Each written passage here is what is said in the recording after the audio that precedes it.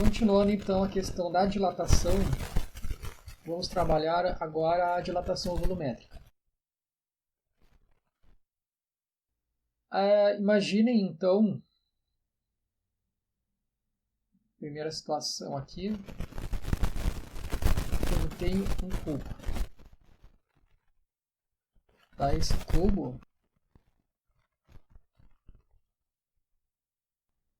esse cubo, numa temperatura inicial, ele tem um volume inicial, V0. Se lembram o que é um volume de alguma coisa ainda? Você multiplica a altura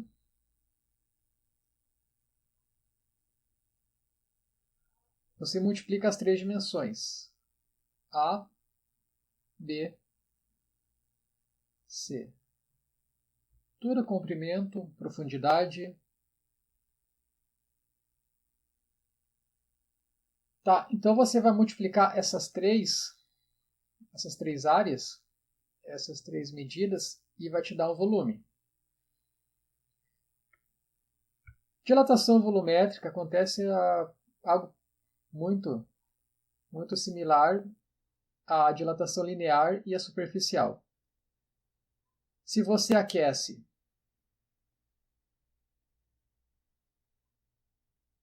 esse cubo, você vai ter um ganho de volume nesse cubo.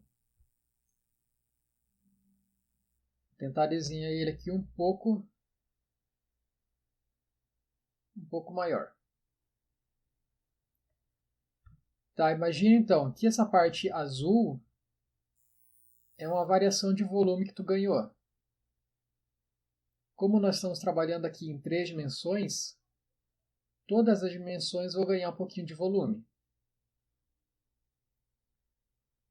O que a gente tem azul então é a nossa variação de volume em uma certa variação de temperatura. Então a gente tem uma variação de temperatura, nós temos um volume inicial, uma variação de volume, vou desenhar de preto aqui, e está faltando mais uma outra grandeza que é o próprio material desse cubo, o coeficiente de dilatação volumétrica dele. A gente chama de gama. Lá na parte da dilatação linear, nós tínhamos o alfa. Imaginem que esse cubo aqui ele é de cobre, tá? Então, se você trabalha com um fio de cobre, você vai ter que usar o coeficiente linear do cobre, alfa. Na outra aula, a gente trabalhou com uma chapa de cobre. Aqui, um fio é uma dimensão, uma chapa são duas dimensões, a gente usava o coeficiente superficial, que era o beta, B. Como nós estamos trabalhando em 3 dimensões, 3D, que é um cubo, nós vamos usar então o coeficiente volumétrico. Volumétrico chamado de gama. Parece um Y.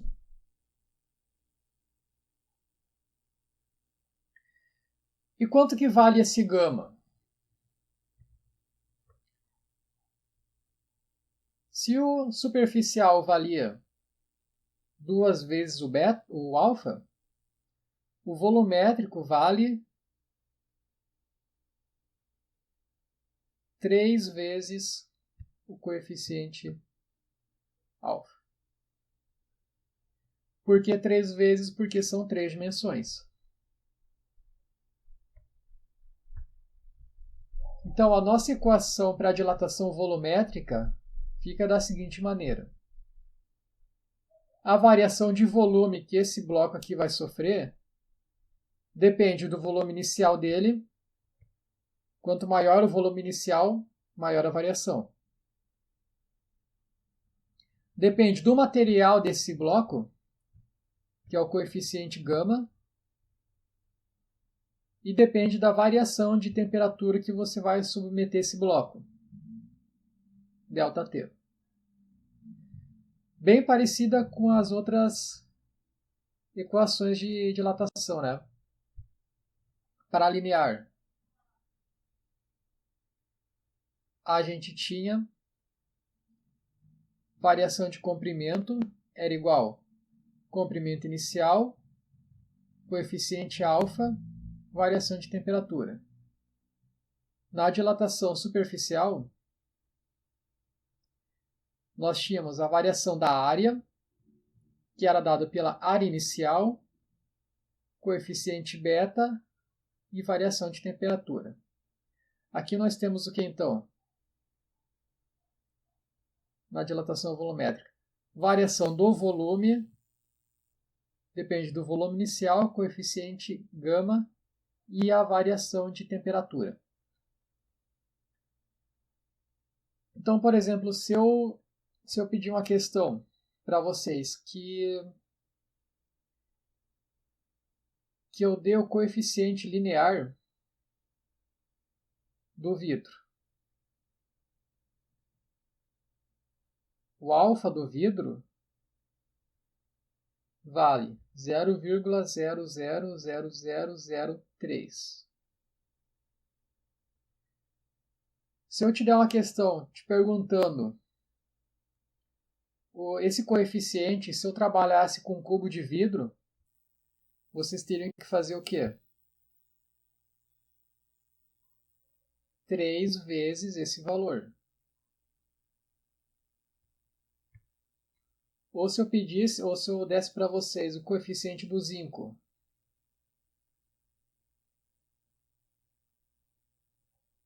que vale 0,000064.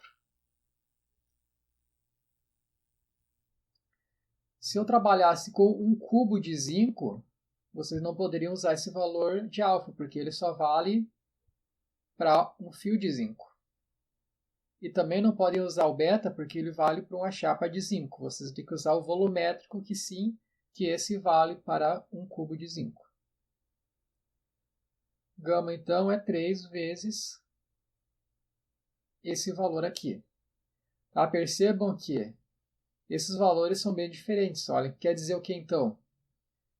O zinco tende a dilatar bem mais do que o vidro se eles estiverem na mesma situação. Tá? Então,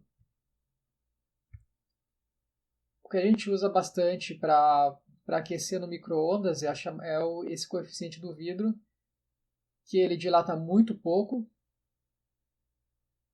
justamente para evitar o prato quebrar. Apesar que algumas vezes ele quebra. Se ele quebra, quer dizer que tu colocou uma diferença de temperatura muito alta nele, que ele não conseguiu resistir. Para essa aula, tá, é importante a gente só ter a ciência dos coeficientes, que são diferentes para cada dimensão. E na próxima aula a gente vai aplicar esse conteúdo em uma questão, certo?